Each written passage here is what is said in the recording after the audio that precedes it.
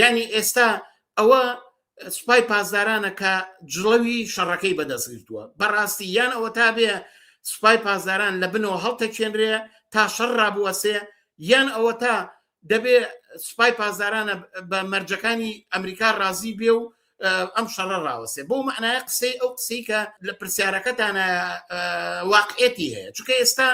موقعی جمهوری ئیسلامی ئێران ئێستا شەڕەکەی ناوچەی کردەوە لە بینی شەڕی ئیسرائیل و ئەمریکا لەگەڵ ئێرانە بۆتە شەڕێکی ناوچەی وڵاتانی عەرەبی ئێستا پشیوەیەکی گەورەی حتا بەسەر وڵاتانی کەندا و داسەپاندووە تەنانەت ناکۆچەکانی ناوخۆی مەجلیسی تەعاونی خەلیج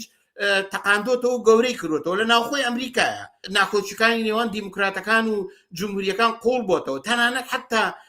پەیوەندیەکانی نێوان ئەمریکا و ئیسرائیل لەلایەک لەگەڵ دەوڵەتانی ئەوروپایە تووشی گێژە بوون تووشی سەرگێژە و لێکترازان بوون هەر ئەم ڕۆکۆبوونەوەی لە قوبرس لەسەر مشکلات و حملەکانی ئێران بۆ سەر قوبرس و با بڵێم یۆنان بۆ سەر ئەو شوێنانە ڕوویە هەموو تەئیدیان کرد و داوای دەست بەجێ ڕاگرتنی شەڕیان کردووە مەسەلەی هۆرمز ئەمە جمهوری ئیسلامی بەهۆی کۆنتڕۆلکردنی ئەو ناوچەیە و حتا مەسەلەی زیابوونی نرخی گاز و بنزین و هەڵسانی نرخی دراو لە جیهان و ئەو ئاڵوگۆڕانەی کە بەسەر بودجەی ئەم وڵاتانەیە هاتووە دنیای تووشی کێشەیەکی گەورەی اقتصادی و سیاسی و نائەمنی کردوێتەوە کە معلوم نییە ئایندەی ئەم شەڕە ئەگەر لە شوێنێکە ئامانجەکانی ڕوون نەبێ و بە نەتیجەیە نەگا دنیا بەرەوچوێ بێ موقعی ئەم وڵاتانە چی لێکە هەموو ئەمانە بە بڕای من لە قازانجی کۆماری ئیسلامی ئێرانە و ئەمریکا و ئیسرائیل خسۆتە نێو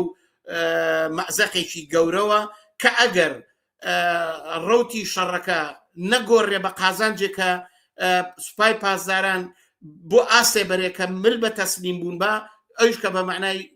ڕژێم چنج دێ ئەنی گۆڕانکاریە لە ڕژێمی ئێران جایتر بە شێوەیە لە شێوەکان ئەجینە جمهوری ئیسلامی توانایمانەوەی هەیە توانێ لەو